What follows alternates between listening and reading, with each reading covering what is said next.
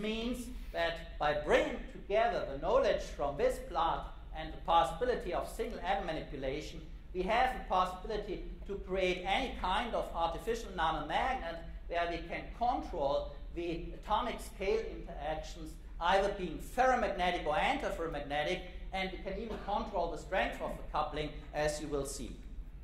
So let me start with a very simple example. So here we have actually aligned 7 iron atoms on a copper 111 substrate such that we get a linear chain, and the separation between the iron atoms was chosen such that we are in this antiferromagnetic coupling regime.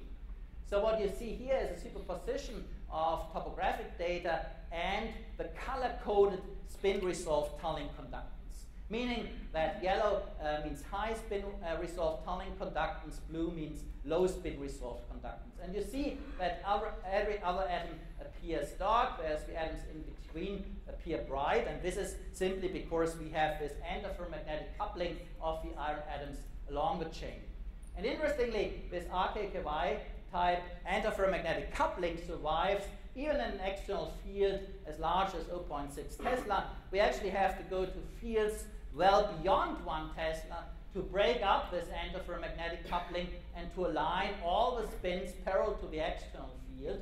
And therefore, you see here all the atoms here in the dark blue color, meaning that the spins have been all aligned along the external field direction. So we can play around with the type of coupling by just choosing different relative strengths of Zeeman coupling, indirect exchange coupling. We're also looking at systems where we have super exchange coupling. So this is the type of game you can play here. And of course, you can immediately see that we can study, for instance, even artifacts. So if we have an odd number of atoms in the chain, of course, we must have an uncompensated moment in these antiferromagnetically coupled chains, and this uncompensated moment can immediately couple to an external field. So if we switch the external field direction, we can go from an up-down-up to a down-up-down configuration. You see similar kind of things for a 5-atom chain. For a 4-atom chain, it's much more difficult to interpret things. So, of course, we are not just looking at these kind of images as a function of field, but all the physics is actually contained in the individual magnetization curves. So here we are plotting now the individual magnetization curves measured above the individual atoms in a 3-atom chain, 4-atom chain, 5-atom chain. And you can notice immediately that, for instance, for a 3-atom chain, the magnetization curve of the center atom looks completely different than for the end atoms here in the chain. So, for instance, if we start at large negative fields, of course, all the moments of the 3 atoms are aligned along the external field direction.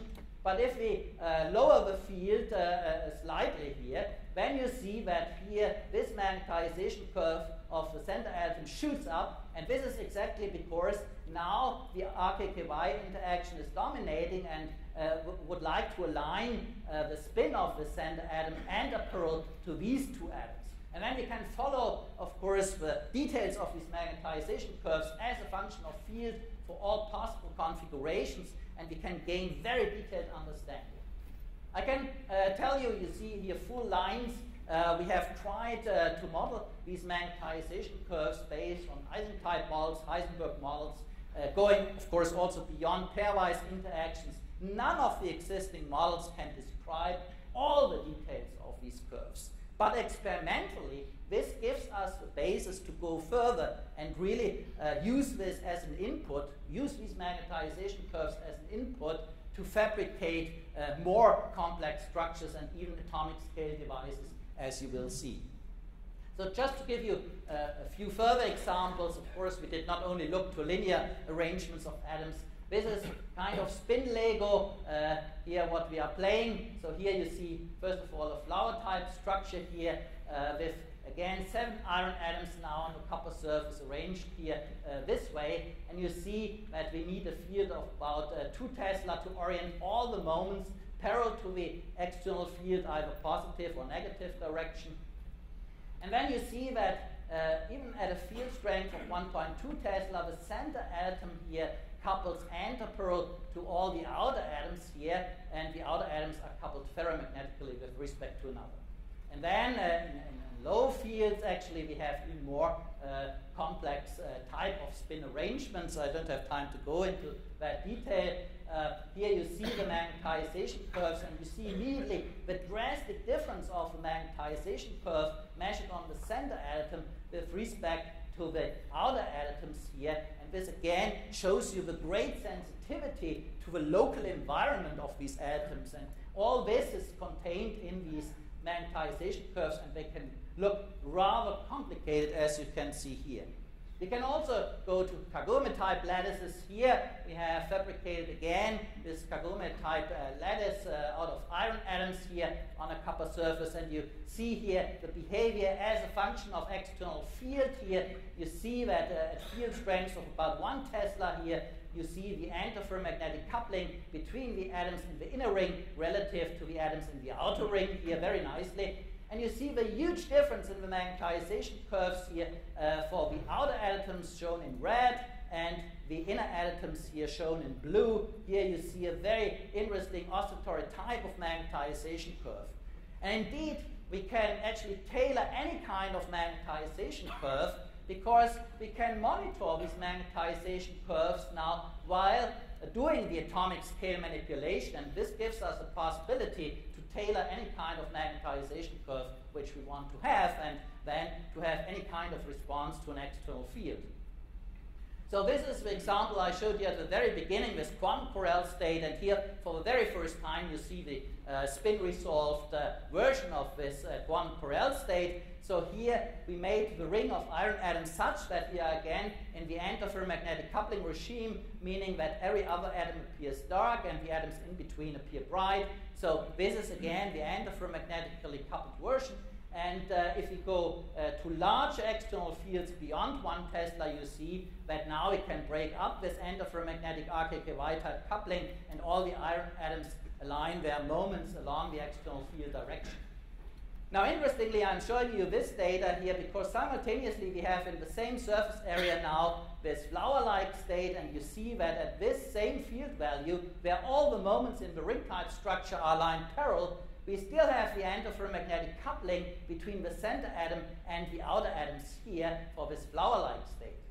Now we can remove 2 atoms here in the outer ring and then arrive at this structure where we only have 4 atoms here in the outer ring now, and still we have the antiferromagnetic coupling between the center atom and the outer atom, even at a field strength of 1.25 Tesla. And you see now the basic principle. By playing around with the atomic geometries, we can then basically see what kind of minimum number of atoms is needed to stabilize a certain type of coupling for given field strengths and so on.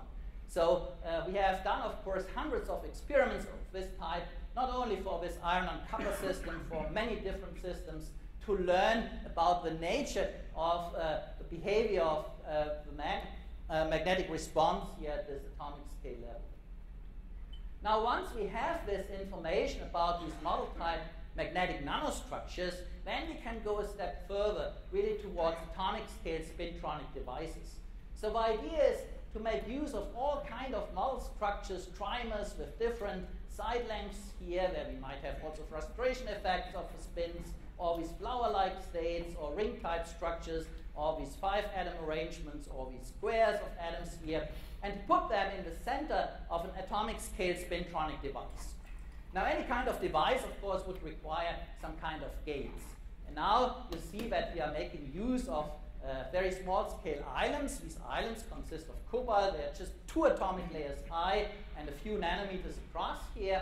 And then what we can do is we can then place such functional units in the center of such a device, where we then couple this central unit here with atomic scale precision wires here to these gate electrodes. So meaning we are using again atomic scale manipulation to fabricate these wires with a certain type of coupling. We can go for antiferromagnetically coupled chains, we can go for ferromagnetically coupled chains, and then do also a very, very good type of coupling here to the magnetic gate electrodes, and you will see that we can control also this type of coupling with atomic scale precision. So meaning that for the very first time we can control everything, basically the electronic, the spin coupling in these atomic scale devices, and this gives us a great possibility. So one of the examples as I would like to show now is this RKKY-based single atom spin logic device, which we have reported on last year. The basic idea is to use antiferromagnetically coupled spin chains in order to transmit spin information from magnetic gates here to a central unit where we actually want to do some kind of computation. So the idea is that we have islands here with a certain magnetization direction. So we can say that if the magnetization is pointing downward, we denote that as logic 0 state, whereas the magnetization pointing upward would mean a logic 1 state. And the idea is now to transmit spin information along antiferromagnetically coupled chains to a central region where we have an atom which acts as an output state, and we will see that depending on the local geometry, we can sensitively couple the output state here to the input states of these gate electrodes. Now, in order to realize that, and you have to do that first of all on your computer to know what you have to do, you have to bring together actually the knowledge from many different areas of condensed matter physics. So you have to have some basic knowledge in surface science, because surface science tells you which adsorption sites are actually stable sites. So for a given temperature, of course, you would like to make sure that the atoms will not diffuse on the surface, but they are stable in position. You need to have knowledge in nanoscience to manipulate atoms and to construct these kind of devices. And of course, knowledge in magnetism so that you know about the atomic scale interaction mechanisms. And once you bring everything together, you can really construct this device. So here you have two magnetic gates, so to say, for different sizes here. So the scale bar here is 2 nanometers. It's about 2 to 3 nanometers here, lateral size, this island. And again, this is a 2-atom high cobalt island. This island is a little bit larger, and that was done purposely so that the coercive fields of these two differently sized islands are different, so that by sweeping the magnetic field, we can first switch the magnetization state of the small scale island, and then at higher fields, we can switch the magnetization state of the larger island. And here you see that we have coupled now the edges of these islands with chains here made up of iron atoms, and here you basically see a central atom. Now here in this view graph, you see basically the topography color-coded. Now let's add the magnetic information. So basically this is the same island here, the edge of the island, and now the color scale represents the spin-resolved conductance, meaning that the bright color means that we have a magnetization pointing upward, and the dark color means that we have a magnetization pointing downward. And you see we have placed the first iron atom close to a corner of this cobalt island such that we enter ferromagnetic coupling regime, and we have added a second iron atom already that is again antiferromagnetically coupled, so you see the variation here in color reflecting the different strengths of the spin-resolved tunneling conductance. If we add a third atom, of course it's again antiferromagnetically coupled if we choose the right distance. And now we will bring in this atom here. You see it's first antiferromagnetically coupled to the island. If we bring it to this position here, you will see that the atom now gets bright, because here it's in a position where it is now antiferromagnetically coupled to this atom. But you might be a little bit disappointed. You see that the brightness of this fourth atom is not the same as for the second atom.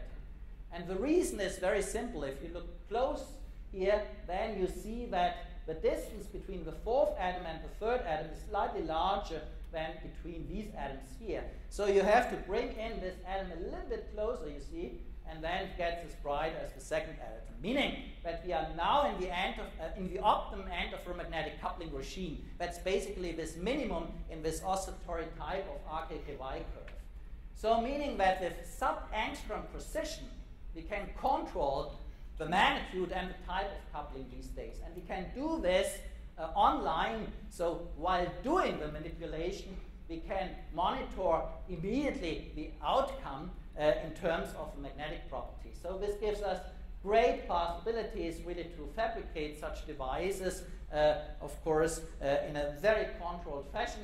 We can continue to construct these chains, and finally the full device where you have both antiferromagnetically coupled chains contacted to these edges of the islands here, and you have here an atom which basically gives us now in the following the output state of the computation of this device. So the idea is now to switch to magnetization state first of this small scale island, and we can do it either by an externally applied field, or we can inject spin polarized electrons from our spin polarized probe tip, which would give us the possibility to do it very locally. In any case, we can switch to magnetization state of this island here, and you see now it switches between bright and dark color.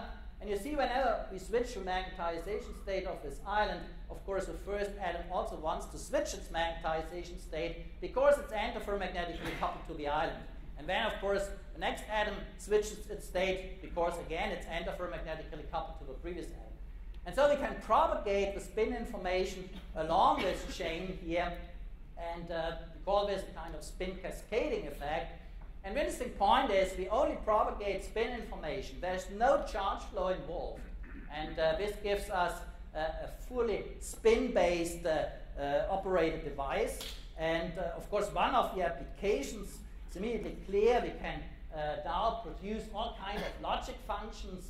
Here I would like to demonstrate one example of an OR gate here, where we basically see, if we denote now the bright conducting state as logic 1 state, we see that also the output atom is in a bright state, meaning logic 1 state.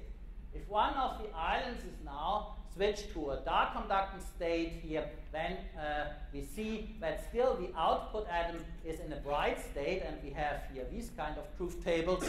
And only if both islands are in a dark state, then also the output atom is in a dark state. And this is the truth table of the logic function OR, as you all know. And depending on the geometry, we have realized all kinds of basic logic operations, as we have reported last year in science. So this is one possibility. You have many other possibilities to create functional devices now in atomic length scales. And the beauty is that you can really demonstrate all the nice potentials of spintronics.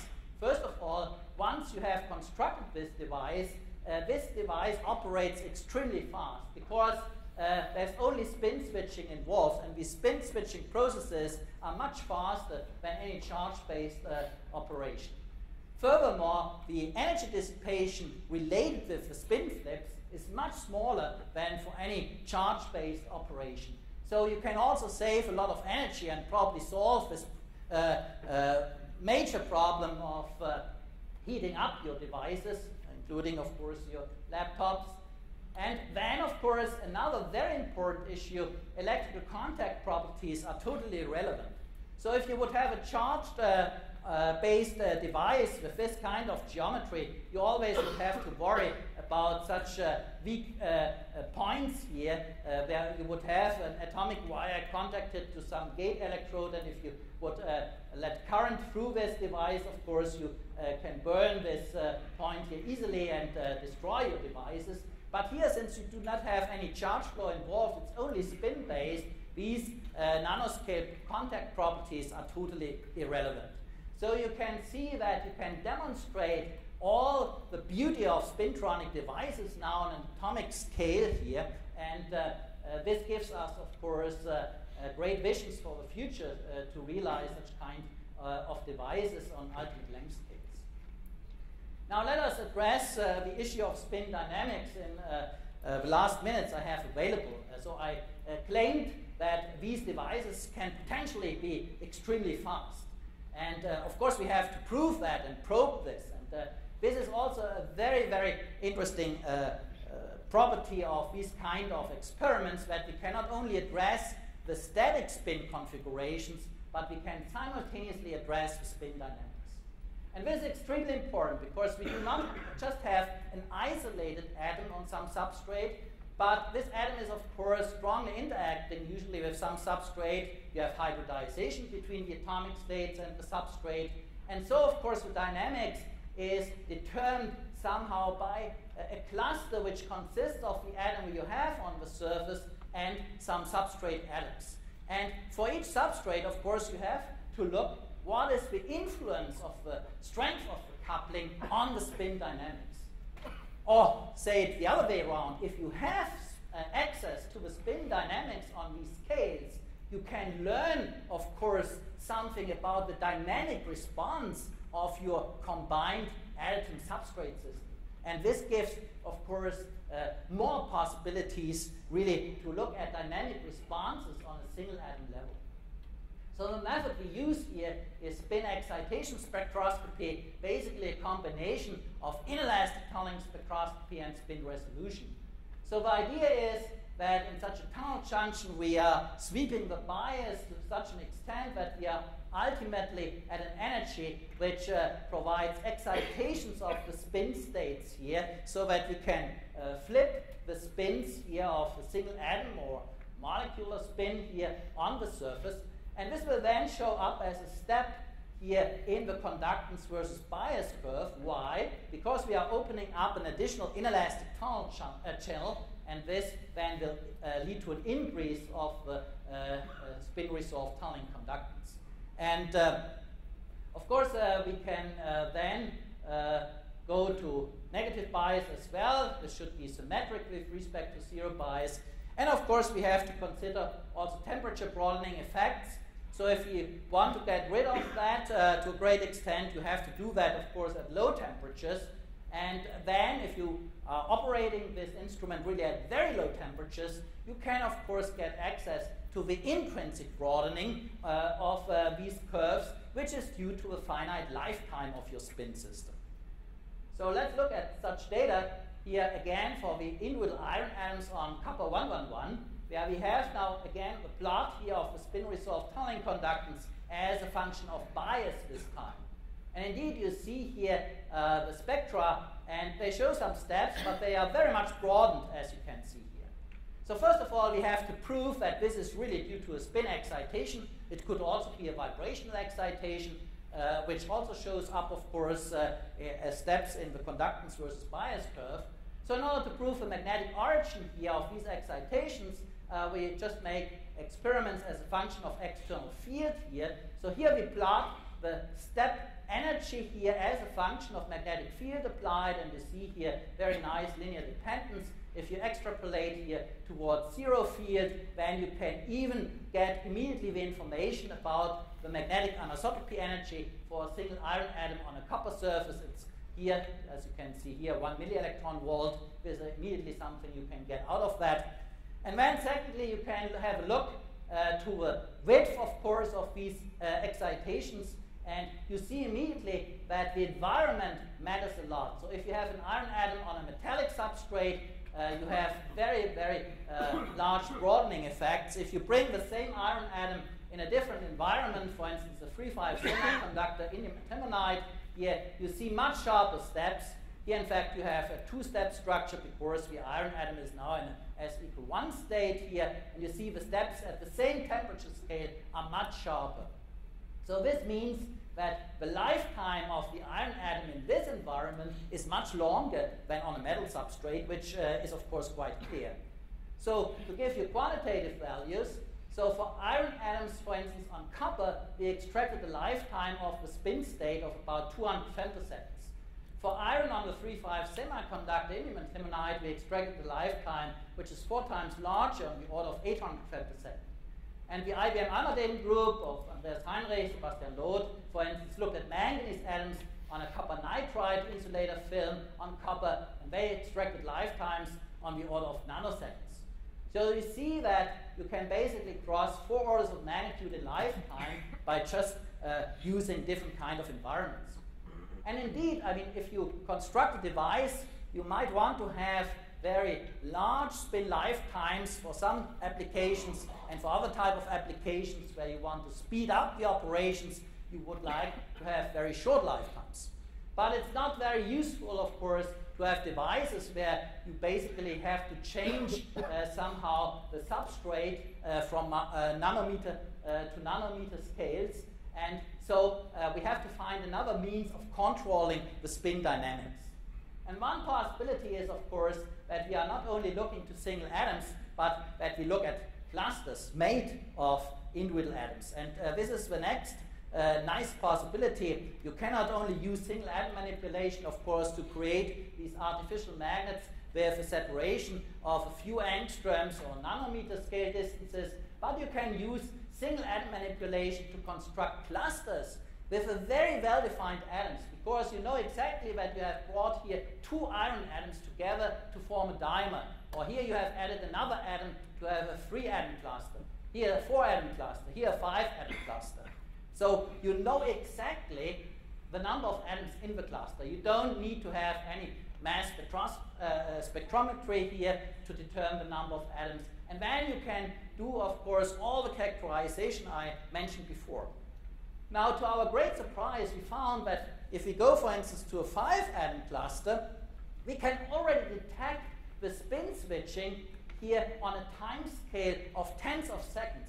So here actually we record the spin telegraph noise, which is due to the switching between two magnetization states of these clusters as a function of time. And notice now the time scale here is seconds, and here you have 700 seconds, 800 seconds, 900 seconds. So the intermediate time between switching events is typically on the order of 30 seconds. And that's amazing that by going from a single atom to a 5-atom cluster, you can cross 14 orders of magnitude in spin lifetime.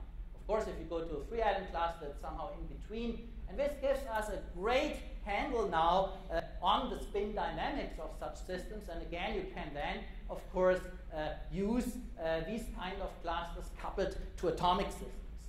So second, we learn now that tuning the lifetime by cluster size is much more efficient than tuning the lifetime via the substrate chemical composition. But there's a third possibility to tune lifetimes. So here I show you now a 5-atom cluster with this low time scale of the spin dynamics. And here you have two atoms now which are nearby this cluster. And now if we go to the spin resolved conductance signal, you see that there's a stripe pattern here which is due to the switching of this 5-atom cluster. And we can only observe this because this is this very small time scale here of 30 seconds here. And now you see that even on the single atoms, we observe these stripe patterns here. And this is again only possible because now the intrinsic lifetime of the spins of the individual atoms now comes from this femtosecond regime to a second regime. And why is that? This is simply because these atoms are now coupled again via RKKY type interaction to this cluster. And that means that the dynamics of the individual atoms is somehow slaved by the dynamics of these clusters. And you see beautifully that if we choose a distance such that this atom is antiferromagnetically coupled to this cluster, we observe basically the opposite color here of the stripes. This is due to the antiferromagnetic correlations in the switching behavior, whereas on the other hand, this atom, which is at a distance with ferromagnetic coupling, shows primarily a correlation in the switching behavior. So we can analyze these correlations and anticorrelations in the switching behavior by so-called waterfall plots. We have here the time axis and here the scans over these three entities, and then we can directly look at these correlations and anticorrelations in time. So this means that tuning lifetimes is also possible via substrate-mediated interactions. And so we learn that these substrate-mediated interactions cannot only be used to control the static spin configurations, but we can even control the dynamics of these atomic scale entities. And this gives us, of course, a huge possibility, both in terms of static configurations, but also in terms of the dynamics. So to sum up, we have learned that we can actually go now for approach for any kind of system, and actually what I told you is currently applied not only to magnetic systems. We have actually now free choice from the periodic table to choose atoms which we want to deposit, or we are also doing this with molecules. We have a free choice of the substrate, and we can first of all deposit using surface science techniques with individual atoms or molecules on substrates, and using single atom spectroscopy techniques and single atom magnetometry techniques to first look at the single atom properties, which are completely different from the properties of atoms in free space. It's a hybrid system of an atomic entity and a solid state. So it's somehow in between atomic physics and solid state physics. And we really need these individual atomic scale characterization techniques to probe these novel properties. And then, as you have seen, we can use single atom manipulation to construct artificial nanostructures. And while doing the manipulation, we can online monitor the physical properties, not only the spin-dependent properties. We can have a look at energy gaps, for instance, also of superconducting states, what we are currently doing. And so, while doing the manipulation, we can play around with these distance-dependent interactions to control not only the static properties, but as you have seen also in the last part of the talk, we can control the atomic scale spin dynamics. And I didn't have time to show you that, of course, by choosing appropriate elements and, of course, to choose a certain type of substrates, we can also very nicely look at distance dependence of correlation effects for such systems. So in the end, this gives us unique possibilities, of course, not only for novel magnetic materials design, but also for superconductivity research. One of the current projects going on is to look at antiferromagnetic spin fluctuations and their effect on the superconducting state. So we really hope that with these methods we can really address fundamental issues in superconductivity this way at the atomic level. So this is the end of the story. Thank you very much for your attention, and I'm ready to take your questions. Thank you very much for such a nice and impressive talk, such an impressive achievement. And now we have time maybe for a couple of questions. What is the prospect of studying quantum correlation, say in a system of two antiferromagnetically coupled atoms or in a chain of antiferromagnetically coupled atoms? Yeah, these antiferromagnetically coupled chains, as you might have seen, can be interpreted as classical Nail-type states. Yeah, and I assume your question goes into a direction: can we prepare systems where we go more towards the quantum regime, which would mean that we would have to isolate either these single atoms or chains from the substrate.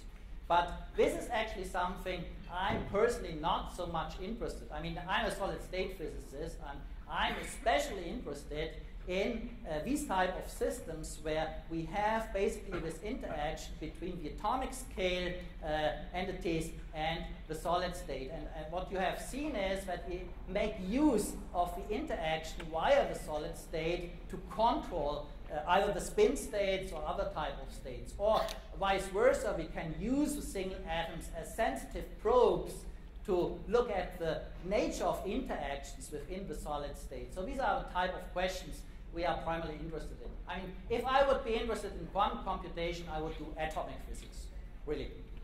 I would not do this type of research. Okay. Did you insert, or did you try to insert or deposit some other elements together with ions? And did you check the situation? Yeah. So we have looked at many different types of systems. You have seen in the literature, we have first started a lot with cobalt atoms, for instance, cobalt and platinum and many other type of substrates.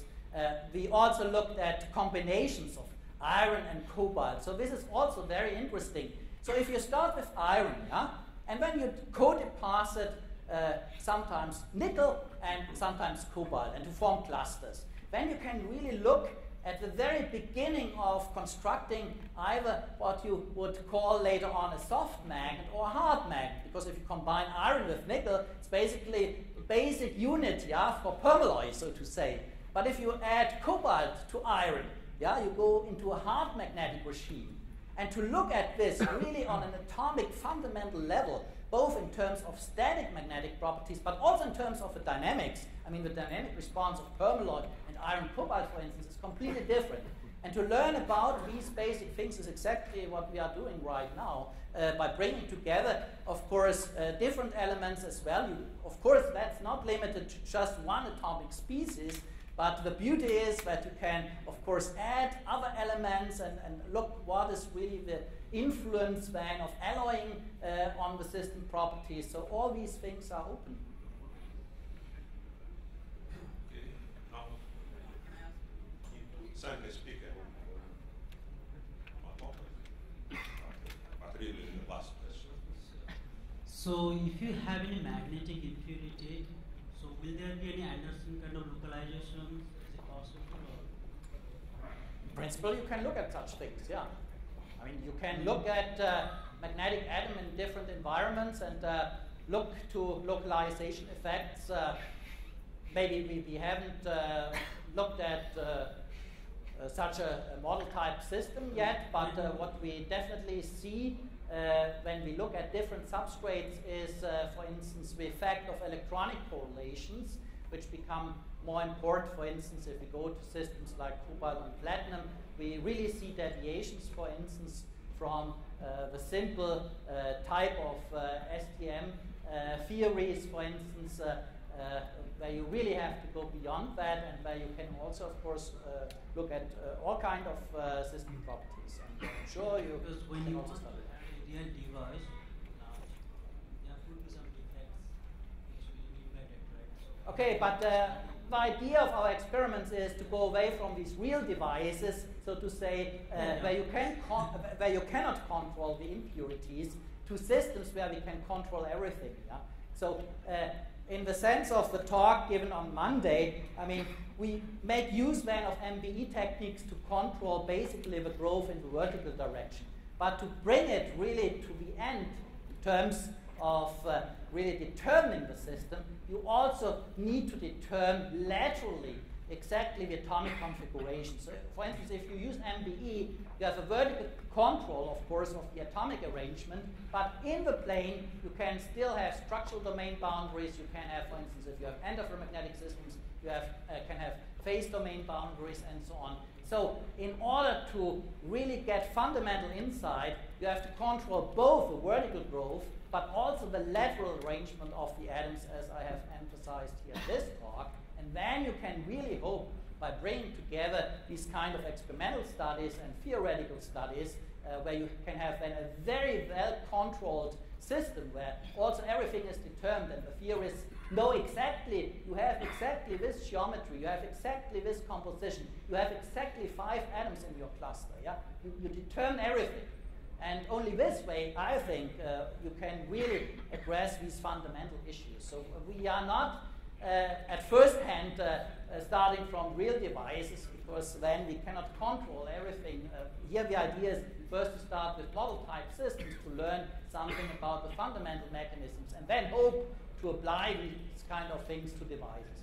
And of course, we have ongoing activities also in doing all these structures, including these atomic chains based on self-organization. So in the end, atomic manipulation would be, of course, too slow. So in the end, once you know what you do, then of course you can use self-organized growth in order to fabricate these structures. This is also something we have realized already, and then of course you can start from a very firm basis and then go onward. And hopefully in the end you end up again with macroscopic scale devices, but with control over the properties you have. Okay, thank you very much again for such a nice talk. Now it's my pleasure to present the